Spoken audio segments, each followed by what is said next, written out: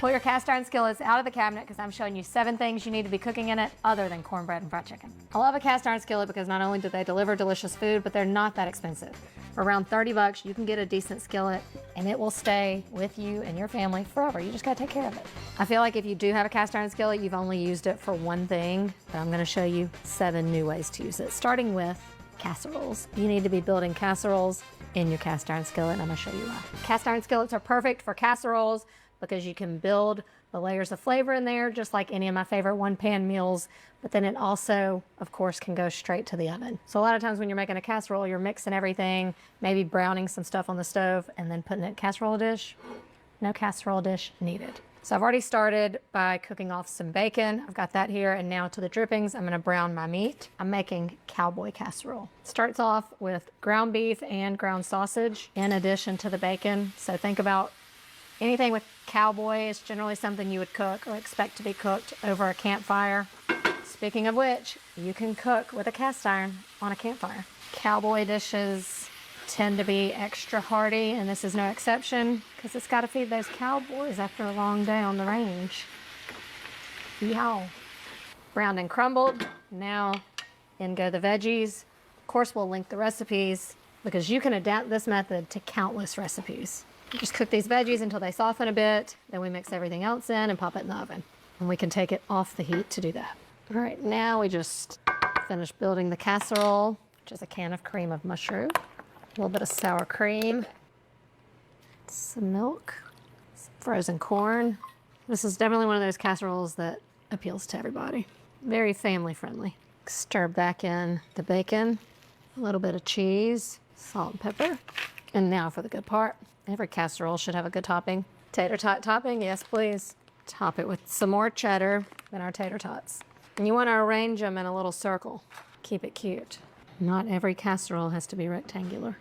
Then I saved just a little bit of cheese to fill in the nooks and crannies. All right, then this goes into the oven, 375 degrees until those hash browns are good and crispy and it's hot and bubbly.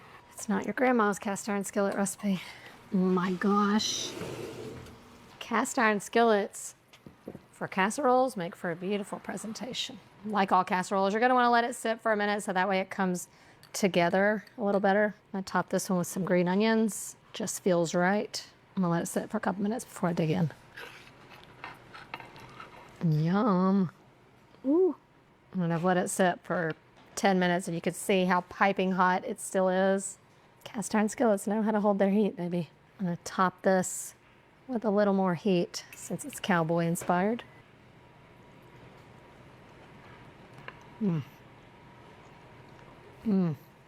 Taking the extra time and getting those tater tots extra crispy on top, key. The flavors in here are so satisfying.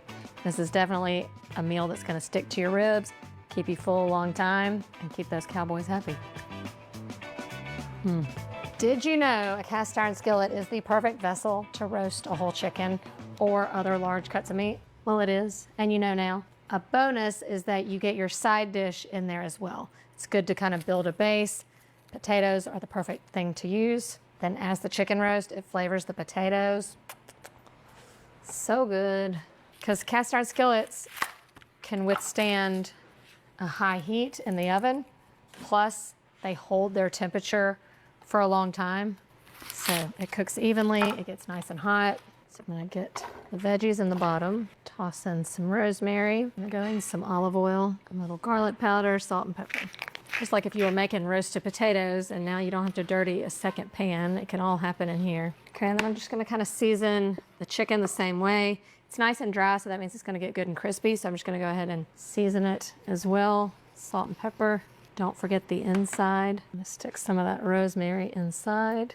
I'm gonna go on with a little bit of lemon pepper too, just because I like a little lemon pepper roasted chicken. Make sure it's all well seasoned, and then you're gonna wanna tuck the wings back just so they don't burn. And you could tie the legs together with twine if you want to.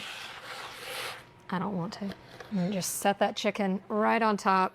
This will go into the oven 425 degrees for about 50 to 60 minutes or just until that chicken's done. Not all the potatoes will get nice and roasted brown, but the ones around the edges will. The ones right under the chicken probably aren't, but they're all gonna absorb that good chicken juice that starts dripping and cooking. Oh my gosh, so good. probably one of the more impressive roast chickens you've ever seen, am I right? Great thing about the cast iron skillet is the even heating, so everything is evenly cooked. And the bonus, when you see those potatoes, get ready. Maybe some of the best you've ever had. Like all roasted meats, we gotta let it rest. Let me show you these potatoes. They're so tender, and then there's like some caramelization that happens around the outside, but all this juice, that is liquid gold.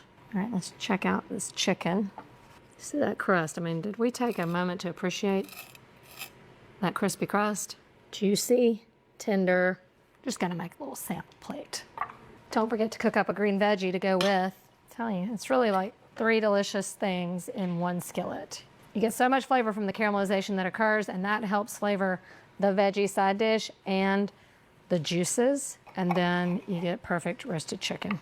Look at that. That melts in your mouth. But this is my favorite part. It's one of the best potatoes I've had in a long time. If you're not roasting your meat in a cast iron skillet, I promise you, you're missing out on a lot of good things. You know what else you need to be making in your cast iron skillet? Hot dips, my favorite food. I'm whipping up campfire queso, intended to be made on a campfire. You can cook it and serve it straight from here because, like I said, it holds the heat for a long time, so your dip will stay nice and melty. You don't need a crock pot. Genius. Campfire queso, similar to the cowboy casserole in its flavors, but we're gonna start by cooking off some sausage and ground beef. This is just a fun thing to do as the weather starts getting